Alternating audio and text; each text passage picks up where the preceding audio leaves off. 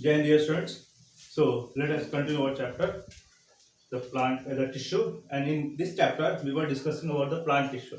In that we have discussed the temporary tissue. Now it's turn of complex permanent tissue. In this also we have discussed about simple permanent tissue, and today we will discuss about the complex permanent tissue. Dear students, complex and that even permanent tissue. But now why it is called complex? So this complex permanent tissue consists of two type of tissues, the xylem and the phloem. The xylem and the phloem. Moreover, the xylem and the phloem itself consists of different type of tissues, different type of cells. The xylem consists of tracheids, vessels, xylem parenchyma, and xylem fibers. On the other hand, the phloem consists of sieve cells and sieve tubes, companion cells, phloem parenchyma, and phloem fiber. So these two, they themselves consist of different type of cells, and they together constitute the complex permanent tissue. Hence, they are called the complex permanent tissue. And these two are collectively known as vascular tissue. Vascular tissue or vascular bundle.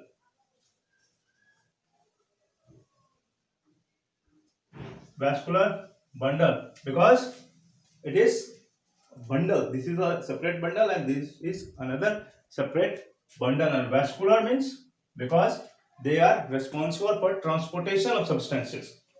Hence they are called vascular. They are tube-like structure. They are hollow and they are concerned with the process of transportation of substances. Hence they are called vascular, since they are a bundle of different type of cells. The xylem, 4 cells, the phloem, 4 or the 5 cells. Why I am saying 4 or the 5? In many books you will see only 4, but sometimes somewhere it is written as 5 because it has differentiated the sieve tubes and sieve cells. Otherwise, sieve tubes, companion cells, phloem parenchyma, and phloem fiber. Correct? So 4 or the 5. Now we will discuss all these two separately. Now let us start with xylem. As you know, from the very childhood you have learned about xylem, that xylem is the tissue which is responsible for ascent of sap. That means it is responsible for the transportation of substances absorbed from the soil to the leaves, and they are the water and the minerals. That means xylem is responsible for the transportation of water and mineral which is absorbed from the soil to the roots to the leaves, where it is utilized for preparing the food, synthesizing the food, and after that the synthesized food, the prepared food, is transported to all parts of the body through phloem. Correct? Now the xylem consists of tracheids, vessels, xylem parenchyma, and xylem fibers.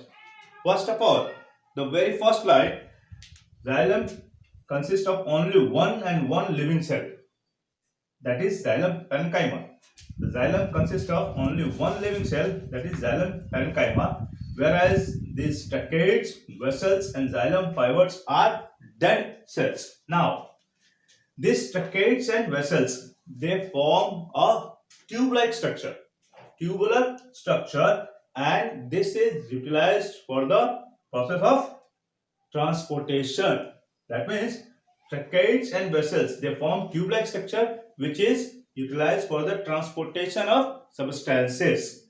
The xylem parenchyma, which is the living cell, is dealt or responsible for the process of storage of food.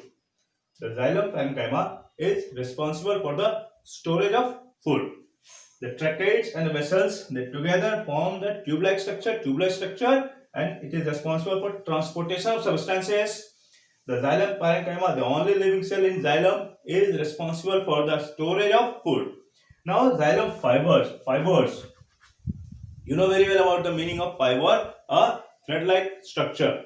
Now these fibers are responsible for providing strength, support to these cells.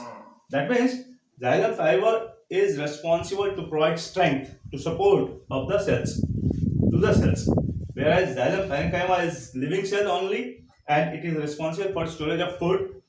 Tracheids and vessels, they collectively form tube-like structure, and this tube-like structure is responsible for the transportation of substances. So this was about xylem. Now let us move to phloem. Again, unlike the xylem, in which only one was the living cell and the remaining three, tracheids, vessels and fibers, were dead cells. Tracheids, vessels and xylem fibers are dead cells, whereas only living cell is parenchyma. Right? Unlike this, in phloem, the very first line, only phloem fiber is dead cell, whereas sheep cell